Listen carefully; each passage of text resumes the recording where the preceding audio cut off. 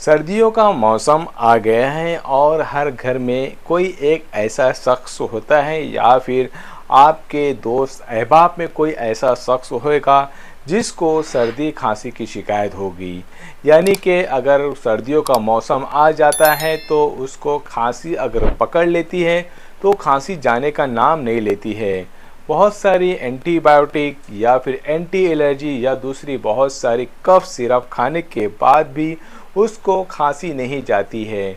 दोस्तों, आज की इस वीडियो में मैं आपको बताने वाला हूँ एक ऐसा घरेलू नुस्खा जिसको बनाकर आप अपने घर पे खांसी की एक ऐसी दवा बना सकते हैं जिसके बिना किसी साइड इफ़ेक्ट के आप इसको हमेशा इस्तेमाल कर सकते हैं। और ये फार्मूला ऐसा है कि इसमें अगर आपको सूखी खांसी है या बलगमी खांसी है या जो भी खांसी है उसमें मुसलसल इस्तेमाल करने से आपको खांसी ख़त्म हो जाएगी।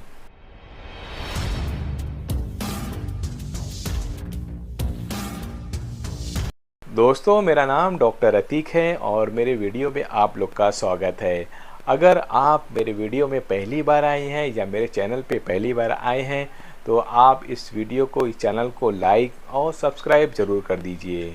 खांसी की दवा जो मैं बताने वाला हूँ उसमें आप जो आपकी रसोई में सामान मौजूद होता है उससे ही आप खांसी की दवा बना सकते हैं।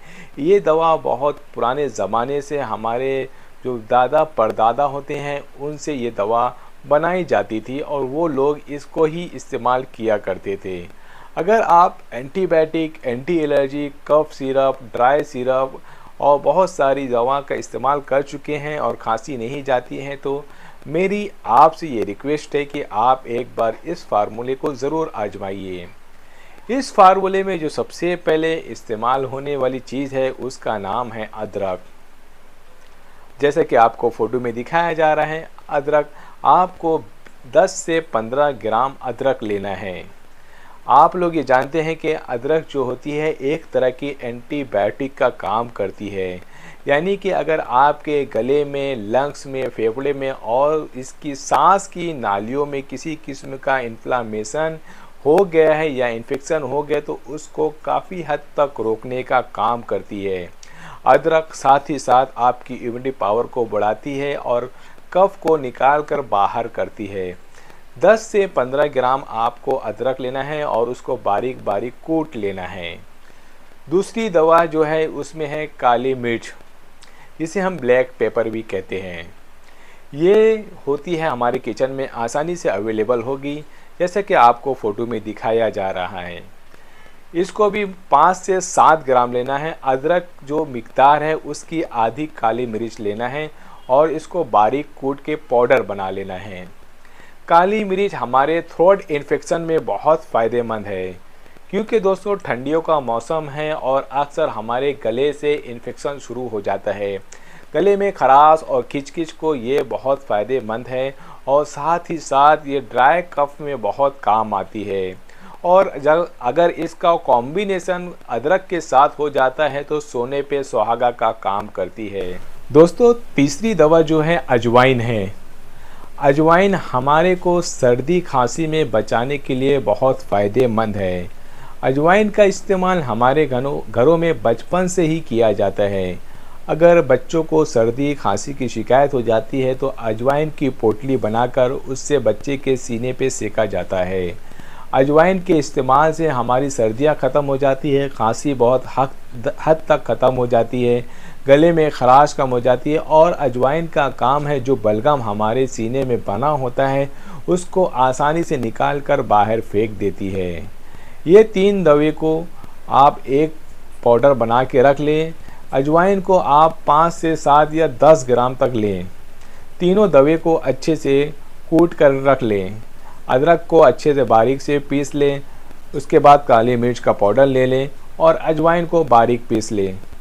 उसके बाद 15 से 20 ml आप शहद लीजिए और उसको आपस में मिला लीजिए। मिलाने के बाद एक गाढ़ा सा सिरप बन जाएगा और आप उसे कोई बर्तन में रख दीजिए। अगर आपको डायबिटीज़ की शिकायत नहीं है तो आप कम से कम 25 से 30 ग्राम गुड़ लीजिए और उसमें उतनी ही मिकदार में पानी मिलाइए। यानी 25 से 30 ग्राम गुड़ लीजिए और उतना ही पानी मिलाइए और उसको हल्का चाशनी के जैसा गाढ़ा सिरप बना लीजिए। गुड़ को ज़्यादा जलाना नहीं है और बहुत ज़्यादा पकाना नहीं है। गुड़ और पानी को याद रखिए सिर्फ 2 से 3 मिनट तक गर्म करके उसको पिघलाना है। जैसे ही हमारा गुड़ पिघल जाता है आप वो बर्तन उतार लीजिए और जो हमने शहद का मिक्सचर बनाया है इसी में मिला दीजिए। इसको मिला के अच्छे से एक बर्तन में सेव कर लीजिए। कांच का अगर बर्तन या बॉटल होएगा तो बहुत अच्छा है। आपको फिर जब भी खांसी होती है आप आधा चम्मच इसको निकाल के खा लीजिए और धीरे धीरे खांसी आपकी ख़त्म हो जाएगी। दोस्तों, इसको इस्तेमाल करने का तरीका ये है कि आपको खाना खाने के बाद दिन में 2 बार 5 ग्राम खाना है। ये बात याद रखिए, आप इसे खाने के बाद आप ठंडा पानी या ठंडी चीज़ें बिल्कुल नहीं खाएंगे। साथ ही साथ आप ये याद रखिए बच्चे को जो 10 से 12 साल के से कम है उनको ये दवा नहीं देनी है। अगर आपको डायबिटीज़ की शिकायत है या आपका शुगर हाई रहता है तो आप गुड़ ना मिलाएं, सिर्फ शहद का जो मिक्सचर बनाई है सिर्फ उसको ही इस्तेमाल करिए। और ये भी याद रखिए अगर आपको खांसी कभी भी आती है तो इसको वक्त ज़रूरत पड़ने पर आप इसका इस्तेमाल कर सकते हैं। दोस्तों, मेरी इसी तरह की वीडियो को देखने के लिए और ज़्यादा जानकारी जानने के लिए आप मेरे YouTube चैनल को लाइक, शेयर और सब्सक्राइब ज़रूर करिए। अगर आपको इसके अलावा कोई और प्रॉब्लम है तो नीचे कमेंट में दीजिए या फिर नीचे दिए गए व्हाट्सएप नंबर पे आप मुझे मैसेज दे सकते हैं।